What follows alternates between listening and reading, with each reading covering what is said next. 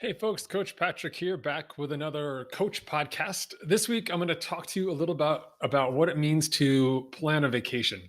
So many of you, being Type A athletes, struggle with that balance of juggling in your home life and your athletic life. And if you're fortunate enough to be, passionate and have the equipment for training, and then also be able to take vacations on top of it, many of you run into this dilemma where you'll find part of your endurance life basically ends up being you going to races with the people that you love as a vacation, which sounds good, right? Two for one. Like, why not? Type A people, we love maximizing stuff, right? But it turns out that your family or your significant other may not actually love going to races and watching you taper, watching you stress out, watching you not eat, watching you binge eat. I don't know, watching you race, like stand around and just waiting for you to come by. Kind of like the last 365 days, except all in one day. Perhaps not the most exciting thing. So you'll probably find out that you'll have periods where that works, and that's okay. Particularly if it's a unique destination. If you're going to a race, say abroad, and the family wants to go, that's an excuse for you to go abroad. You may not have chosen that destination or chosen to go so far, but because there's overlap between your interest and where your family wants to go or your significant other, then hey, win, right? You can go do that. But there's likely going to be times when that's not the case, when vacation is on the table, but you're also training. And you and I can have that conversation about having the stress related to training and still wanting to do well in your race and still wanting to be smart about everything else that you're trying to do. But your significant other probably doesn't want to hear that, right? Because vacation, like who has a problem with vacation? Of course, they're thinking to themselves, like, I had to, marry or be with the person who is complaining about vacation. Like, who gets upset about going to Italy? Like, we can be all over Italy. And you're thinking to yourself, where are the swimming pools in Italy, right? Like, how can I find a swimming pool? How do I say swimming pool in Italian? Do they wear Speedos? Do they not wear Speedos? Like, can I bring a pool buoy? Was the water chlorinated? Like, what happens if I pee in the pool? You never pee in the pool, but I'm saying, hypothetically speaking, like, what would that be, right? So you and I can have a conversation. So I'm going to kind of frame some of this out for you now, and hopefully give you a sense of what it means to be successful in terms of the managing your season, managing life when you've got something like a vacation on the table. So first things first, I want to talk about something we've had here inside the team, a concept we've held dear for quite a long time, and we call it spousal approval units, also known as SAUs. Now, a spousal approval unit is something that you earn over time by doing things that benefit your spouse, not just yourself. And there'll be times when you need to take those spousal approval units, which you have earned, say across the course of a year, doing lots of little things, doing some big things, being a good significant other, you're going to have to cash those in at some point in time to make room for what you want to do. So, for example, inside Endurance Nation, the last 12 weeks to a race is what we call race prep. During that time, we have a lot of volume, we have a lot of focused training, depending on your event type. Things can get pretty stressful. So we want to have spousal approval units built up such that when we enter those last 3 months, we can say, okay, hey, I kind of need to do a lot of workouts on the weekends. Maybe can't go out to a movie. Maybe we're going to have to pass on, I don't know, going to that concert. I can go to concerts, from January to August, but I can't go to concerts for September and October. And so you can kind of navigate that space. And for the most part, the further ahead you plan, the better off you are. But the most important part about spousal approval units is actually accruing them. Okay. And now I can't tell you how to do that. Only you know your spouse, only you know yourself and your limits and your capacities. But I strongly advise you to figure out a way to earn them. As I always tell my athletes, the longer you play the game, the better you get at the game. But you can only play the game for as long as it works. And it only works if you do it the right way. And it's not just about who has the fastest bike, who has the coolest sneakers, or who was genetically gifted with some sort of miracle VO2 or oxygen capacity. At the end of the day, it's about your support network, your team, and your spouse, your family. That's a huge part of making it work. So really focus on those little things that make a difference. So I'd much rather that we be really focused with our training during the bulk of our season, not doing all these long rides. Inside Endurance Station, we do focused, shorter rides, 3-hour rides. Start at 6 a.m. on Saturday, done at 9 a.m. on Saturday. You have a full Saturday. You can do a whole host of things. If you don't do that type of work, if you're the kind of person who just loves to go out, just ride my bike aimlessly for hours every Saturday, and you're nickel and diming your family across the year like that, let me tell you, by the time it comes to crunch time, your family's going to be like, peace out. Like, we're done with you. You're a big jerk and you've been selfish for 9 months and we don't really care, which is disappointing to say the least. So the most important thing about spousal approval units is that you earn them, and then you can actually spend them, right? So all things being equal, if you do have spousal approval units, you may actually have some leverage in terms of where you go on vacation. You may not, but either way, it's something for you to keep in mind because they're great for you to have and they help you build perspective. And because I called it a thing and I made it a number, you can earn them and then it's a competition. And because you're type A, you're probably already at it. You're probably already like writing down a list of things you can do, which is awesome. Those of you on the team, I strongly urge you to get inside the chat channel or in the forums, brainstorm ideas. There's always lots of good ones out there. People always seem to be coming up with great ways of earning those spousal approval units. Okay, so now, depending on whether or not you have those units or depending on whether or not you're in control of your vacation, regardless, there's a destination coming, you're going on vacation. If you have any input whatsoever on the destination, it's great if you can pick an active destination, okay? So, but what I mean by active is you're not totally locked into sort of that sedentary type of vacation. So for me, my personal version of not a great vacation would be something like a cruise. Not because of all the times that people get sick on cruises, not because I have some sort of unearthly fear of massively large ships or wide open oceans, but just because I would just be stuck in a gym. I wouldn't enjoy my time. I like to get outside. If I'm traveling, I like to be outside. So for me, a better vacation would be one where we are constantly moving. So if I can't train, for example, if we're hiking, if we're walking, if we're going to museums, if we're exploring, and I'm moving about, that's fine by me. I'm being active. My family's being active. It's a win. But I'm not stuck in a place where I physically cannot be active. So in some cases, you may need to balance it out. Like you may want to travel to a part of the world that's pretty remote. Like maybe you want to go to Nepal and it's not exactly warm there. And so you can actually get outside and do your, 10-mile long runs or whatever because of the conditions. You got to kind of balance that out versus the epicness of your trip, right? Would you give up 2 weeks to have an epic trip? I'd give up 2 weeks of training for that. But that's a conversation you have with yourself. But regardless, you want to think about what an active destination means for you based on your sport.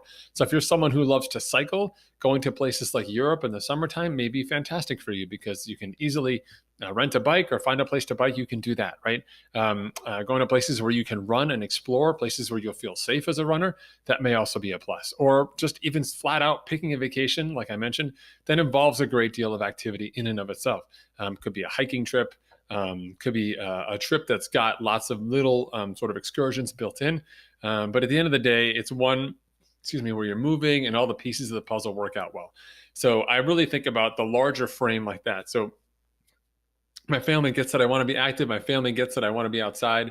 They're supportive in that. And so even if I need to get out and just do like a half-hour run and then we're active all day, I still count that as a win for me. The negative side of vacation, again, is just sort of being that lockdown, long travel, loss of sleep, and travel associated stress, and then entering a place where you can't really exercise at all. That's where things kind of get a little funky and a little challenging. Can it be overcome? Absolutely. But at the end of the day, if you have some input on that destination, then that's something that we want to think about for sure. Okay. So depending on your vacation type and the amount of sort of active activity you can do when you're there, we have to think a little bit about how we manage your training around your vacation. In many cases, vacations are dictated by things outside of our race schedule, life, maybe a work bonus, maybe something related to when your spouse can travel or your family has time. And as such, we kind of have to juggle around vacation. So here's what we generally do inside the team to manage vacation. So this is something you can take and use going forward. So first of all, we sort of have a default set of go-to travel workouts that people can do when they're on the road. So the easiest thing you can do when you're on the road is run or hike, right? Like get outside and just spend time on your feet or go to a gym and spend time. If you're not a runner, you can walk on a treadmill. We can use incline, or if there's an elliptical or a Stairmaster, if they still have those are all things that you can do and stay active and burn calories, kind of keep the fire burning. It may not be sport specific for you, but it is something that you can do. One of the hardest things to do when you're on the road is find a pool. Find a place to swim. Unless you're going specifically to a destination that has gorgeous waters that are not shark infested and are lovely for swimming, odds are you're going to have a tough time swimming. So generally speaking, what I recommend people do is not worry about the swim at all. I prefer that you do core strength, planks, push-ups, bridges, anything body related work. If you want to bring the elastic stretch cords with you and you can do some of that a couple times a day or 10, 15 minutes in the morning, awesome. Again, we're just maintaining here. We're not trying to build anything special. The X factor on vacation, and I bring this up with a great deal of caution, keeping the spousal approval unit in mind, is cycling. Cycling in new destinations is awesome, particularly if you are in a cycling friendly destination. The challenge with cycling is pretty much nobody goes out for a bike ride that lasts 30 minutes, right? Like you're thinking, oh my God, I could ride from here to that mountain and back again. It only takes 4 hours. It'd be fantastic. And your family is saying, wait a minute, we came all the way here and you're going to spend 4 hours of the day on this bicycle, like getting lost and, having to rent a bike and then dealing with, traffic or locals or trying to find food or whatever it is. And then you come back. So cycling, unless it's really a cycling specific holiday, could be a big ask. Now I know I have friends who've been on trips and their family said, look, this day you can go nuts, so they'll plan for a day. So like plan for a Friday. So, family is going to go to see this museum and you get 6 hours to yourself to ride a bike. That's a win, right? Like you spent 6 of the days of vacation with your family. You've got one day to kind of go do the thing that you want to do. That's a win. You can plan for that and make that work. So that kind of strategy, I consider that to be a great compromise where you get some of your training in. If you're doing long rides on the weekends as part of your training, and you still do Saturday, and Saturday of long rides, in between you're doing this travel piece, your body still just knows Saturday, long ride. At the end of the day, in terms of an overall chronic training build, pretty happy with that. I'll take it. And we can do some commensurate work during the week to kind of keep things rolling. That's a big win. But you likely will not be able to go on a vacation and do lots of cycling. And I say that because the first thing people do when they're going to cycling friendly destinations is think about bringing their own bike. And again, I have to tell you that bringing your own bike, especially abroad, sounds like a great idea. Like, there's no real baggage fees going abroad like that with your bike, right? You get to bring extra bags and so on. The real trouble is taking your bike box and putting it into a taxi anywhere else in the world outside of the United States or Canada, perhaps, because all the cars are much smaller, the buildings are smaller, the hallways and sidewalks are not really accessible. It becomes a real challenge. And so when you think about traveling with your stuff, if you're only going to ride 1 or 2 days and you're going to take your bike with you, that's a nightmare. Not only is it costly, but it's also costly from that family perspective. Now, they're going to think about you training the whole time because you're, dragging that bag through the airport, trying to stuff it in the back of a car. You're trying to get it up the third floor walk up into your apartment. It all sort of adds up to be super, super tough. So at the end of the day, when I think about vacation, I think about that maintenance, that aerobic work. It's something we can do, or we can run, or we can hike. We can be active during our days. The complement to that is being really smart nutritionally. So I always tell people, you're traveling, you want to eat well, pick a meal. If you're going to crush breakfast or crush lunch or crush dinner, awesome. Do you want to crush all 3 meals? Well, if your big race is coming up and you have body composition goals, maybe sort of pace yourself, right? Like have a big dessert, but not a big lunch, right? Another option for you is to, make sure that your food consumption is around those active times. So if you're going to have a bigger lunch, but it involves walking there to get it and walking back, that's still a win for me, a net win. Much better than sitting on your butt for 4 hours, eating a huge lunch, then going back and sitting on your butt for 4 hours, right? And then going to dinner. That's going to be a little challenging for you from a body composition perspective. And so you can be kind of a little crafty about how you want to manage all your training. I think the big takeaway for me is how can you do this training in such a way that doesn't disrupt the vacation, the purpose of that vacation in and of itself, and sort of being mindful of your spouse. If your spouse or your family truly loves you, they will not really complain about what you're doing with your training unless you're really being a big jerk. And so it's up to you to be paying enough attention to understand that what you're doing or what you're asking is a little bit over the top. And at the end of the day, if you've done a great deal of training and good focus training early in the year, which I strongly recommend, then taking a week or 10 days or even 2 weeks, maybe on both sides of travel and so on, to have this incredible vacation is well worth it. And vacations and travel and trip like this, that's when you make memories that last a lifetime. And if that memory includes you trying to rent a bicycle, or you getting lost on some ridiculous run, or you doing something else relatively dumb, that's going to probably stick with you for a really long time. So if you are going to mess up, make it spectacular. So it's a great story. And I hope you've got a self-deprecating sense of humor so you can just enjoy everyone laughing at you and making fun of you for being a bonehead for the next at least 10 years of your life, right?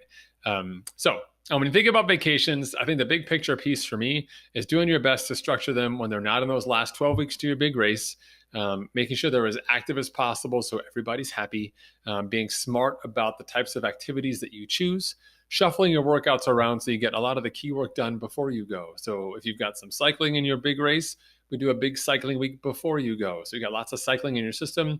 We'll kind of go be able to take some time off both mentally and physically, and then have a briefer re-entry period to get back to training.